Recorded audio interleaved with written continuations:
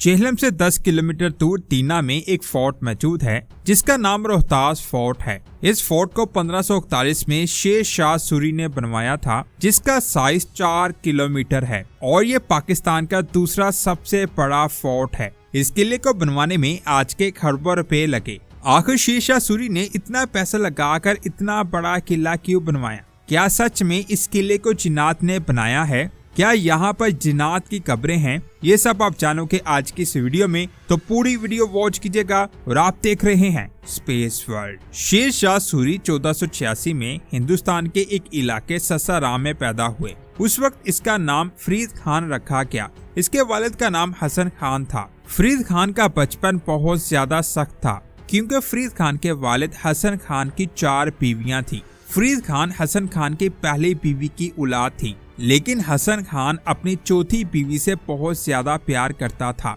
और अपनी पहली बीवी और उसके बच्चों पर इतनी तवज्जो नहीं देता था, जिसकी वजह से फरीद खान को बचपन में बहुत ज्यादा मुश्किलात का सामना करना पड़ा। जब फरीद खान की उम्र 22 साल हुई तब वो अपने वालिद से लड़कर जौनपुर में चला गया। यहाँ पर इसने 3 सालों तक तालीम हासिल की, जिसमें उसने अरेबिक और पर्शियन की तालीम भी हासिल की। इसकी काबिलियत को देखते हुए इसका उस्ताद जमाल खान इससे बहुत ज्यादा मुतासर हुआ। जमाल खान इसके वालिद हसन खान का भी उस्ताद था, इसीलिए इसने इन दोनों की सुलह करवा दी। 3 सालों के बाद जब फरीद खान वापस अपने वालिद के पास गया तब इसके वालिद को ससाराम, हाजीपुर, वासपुर और टंडा के एरिया की जागीर मिल चुकी थी। यानी फरीद खान का वालिद पहले से और ज्यादा अमीर हो चुका था। हसन खान फरीद खान की काबिलियत से बहुत ज्यादा मुतासर हुआ, इसीलिए 1520 में हसन खान की मौत के बाद इसकी सारी जागीर फरीद खान को मिल गई। लेकिन हसन खान के और भी बेटे थे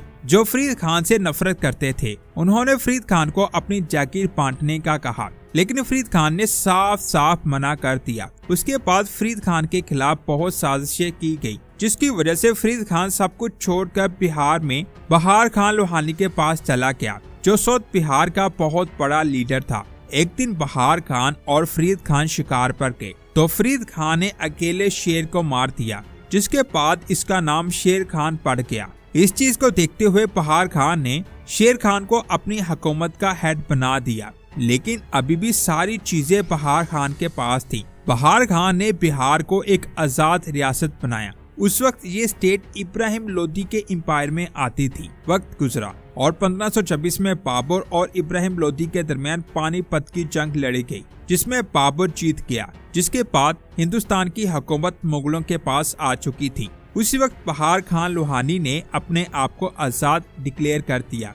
अब क्योंकि बिहार एक आजाद स्टेट थी और इसका हेड शेर खान को बनाया गया था, इसीलिए साउथ बिहार की सारी हुकूमत शेर खान के पास आ गई। लेकिन ये बात बिहार खान के साथियों को हजम ना हुई, इसीलिए 1530 में शेर खान को कत्ल करने की बहुत ज्यादा कोशिशें की गई, लेकिन वो सब नाकाम रहे। जब शेर शाह सूरी को इस बात का पता चला तो उसने एक एक को पकड़कर मारना शुरू कर दिया, जिसकी वजह से बहार खान के साथी बिहार को छोड़कर बंगाल में जाकर छुप गए। इन लोगों ने बंगाल के किंग मोहम्मद शाह को शेर खान यानी शेर शाह सूरी के खिलाफ कर दिया, जिसकी वजह से 1534 में बिहार और बंगाल के बीच सूरजगढ़ की जंग लड़ी गई, जिसमें शेर शाह सूरी ने मोहम्मद शाह को पूरी तरह से हरा दिया। अब शेर शाह सूरी के पास बिहार और बंगाल की हुकूमत आ चुकी थी और शेर शाह सूरी दिन ब दिन ताकतवर होता जा रहा था। दूसरी तरफ 1530 में जब बाबर की डेथ हुई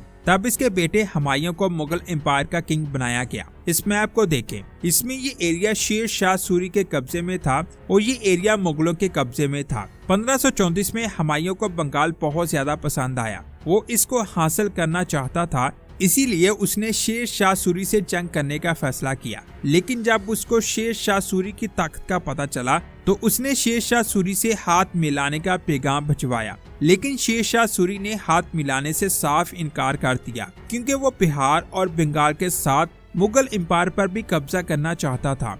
और फिर 1539 में हुमायूं और शेर शाह सूरी के बीच बैटल ऑफ चौसा हुई, जिसमें हुमायूं हार गया और वह बहुत मुश्किल से अपनी जान बचाकर अपने भाइयों के पास चला गया।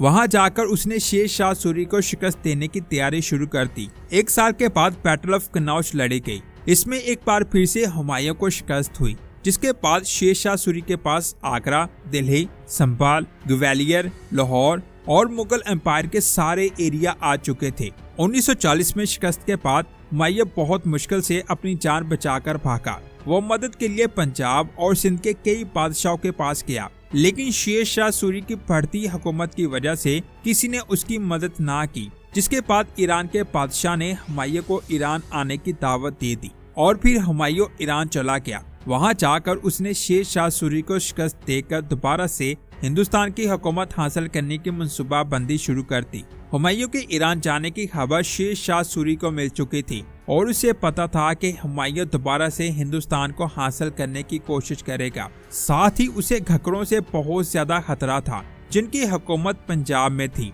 क्योंकि घक्कर मुगलों के साथ थे। इसलिए मुगलों की शिकस्त के बाद वो हिंदुस्तान आकर शेर शाह सूरी को कत्ल करना चाहते थे। इसीलिए शेर शाह सूरी ने हुमायूं पर नजर रखने और घक्करों को रोकने के लिए जेहलम से 10 किलोमीटर की दूरी पर आज के दीना में एक किला बनवाने का मंसूबा बनाया, जिसका नाम रोहतास फोर्ट रखा गया। इस किले से वो आसानी से हुमायूं पर नजर रख सकता था और साथ ही घक्करों को हिंदुस्तान आने से रोक सकता था। 1548 में इस किले की तामीर शुरू हुई, लेकिन इस एरिया में घक्करों की हुकूमत थी, जिनके डर से यहाँ रहने वाले मजदूर किला बनाने के लिए तैयार नहीं थे। लेकिन घक्करों को रोकने और हुमायूं पर नजर रखने के लिए शेर शाह सूरी के लिए ये किला बनवाना बहुत ज्यादा जरूरी था। इसीलिए उसने हर एक मजदूर को एक पत्थर लाने के लिए एक सोने का सिक्का दिया, जिसके बाद लोगों ने यहाँ काम करना शुरू कर दिया। कहा जाता है उस वक्त जिन्नात ने भी इस किले को बनवाने में मदद की थी। क्या ये बात सच है? इसका जिक्र मैं आगे करूंगा। जिस जगह ये किला बन रहा था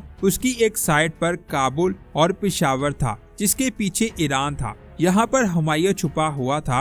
वो जेहलम के रास्ते से गुजरकर हिंदुस्तान जा सकता था। दूसरी तरफ पंजाब यानी घक्कर थे। इन दोनों जगहों से शेर शाह सूरी को बहुत ज्यादा खतरा था। इस किले की बाकी साइड्स पर लाहौर, कराची और कश्मीर थे। इस किले के 12 दरवाजे थे और इन सभी दरवाजों को एक दूसरे से मिलाया गया, जिससे एक सर्कल में बहुत बड़ी दीवार बन गई और इस पर 50,000 फौजी तैनात कर दिए गए, ताकि ये चारों तरफ नजर रख सके, खासतौर पर ईरान वाली साइड और पंजाब पर। जब ये किला काफी हद तक मुकम्मल हो चुका था, तब शेर शाह सूरी ने कहा कि आज मैंने घक्करों की कमर तोड़ दी है। इस किले की एक साइड पर जंगल थे, जिसमें छोटे छोटे पहाड़ थे। इन पहाड़ों से गुजरकर किले की दीवार पर चढ़ना बहुत ज्यादा मुश्किल था। इसके अलावा घक्करों को किले की दीवार पर चढ़ने से रोकने के लिए ये चौकियां बनाई गई। हर चौकी के बीच एक दीवार थी, जिसमें मुख्तलिफ सुराख बने हुए थे।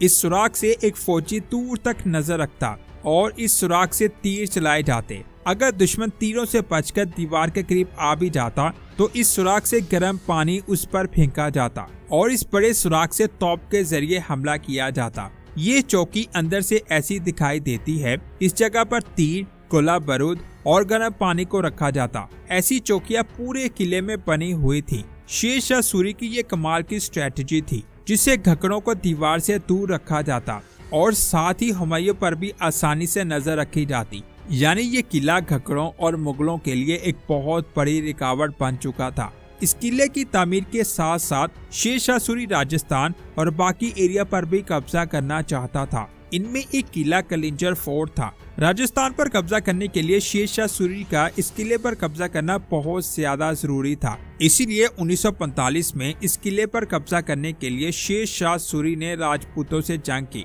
इस जंग में गोला बारूद और गन्स का इस्तेमाल किया गया। कहा जाता है एक गोला शेर शाह सूरी के चेहरे के पास फटा, जिससे शेर शाह सूरी की मौत हो गई।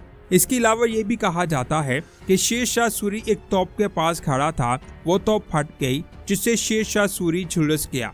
शेर शाह सूरी के साथियों ने इस किले को फतह कर लिया और 2 दिनों के बाद शेर शाह सूरी की मौत हो गई। शेर शाह सूरी की मौत के 3 सालों बाद यानी 1548 में रोहतास फोर्ट की तामीर मुकम्मल हो गई। यानी जिस किले को शेर शाह सूरी ने बनाने के लिए बहुत ज्यादा दौलत लगा दी, उसमें उसे एक रात रहना भी नसीब नहीं हुआ। शेर शाह सूरी की मौत के बाद हुमायूं इस किले पर आया। उसने इस किले को देखते हुए कहा कि इस किले को मेरे दुश्मन ने बनाया है, इसीलिए उसने इसे गिराने का हुक्म दे दिया। लेकिन इसके साथियों ने इसे किला गिराने से मना किया जिसके बाद ये किला मुगलों के कब्जे में आ गया। इस किले में रहने के लिए बहुत कम कमरे बनाए गए थे, क्योंकि दूर तक नजर रखने के लिए यहाँ 12 दरवाजों वाली बहुत बड़ी दीवार बनाई गई थी, जो 4 किलोमीटर तक फैली हुई थी, जो इस वक्त काफी हद तक टूटकर खत्म हो चुकी है। कहा जाता है जब इस किले को बनाया जा रहा था तब जिन्नात ने भी इस किले को बनाने में मदद की थी। इस किले के अंदर बहुत सारे मज़ारात हैं।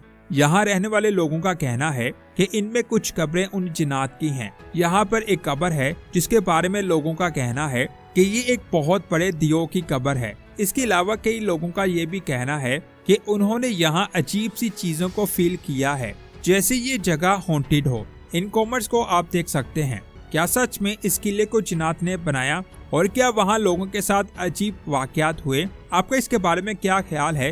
नीचे कमेंट्स करके जरूर बताएं। ये थी आज की शानदार वीडियो। दोस्तों, इस वीडियो को बनाने में बहुत ज्यादा मेहनत हुई है। आप हमारी वीडियो को लाइक और शेयर करते हैं तो हमारा हौसला बढ़ता है। अगर आप ऐसी ही एक और शानदार वीडियो देखना चाहते हैं तो हमारे चैनल को सब्सक्राइब करके बेल आइकन को प्रेस करें। मिलते हैं एक और शानदार वीडियो में। अपना बहुत सारा ख्याल रखें। अल्लाह हाफिज।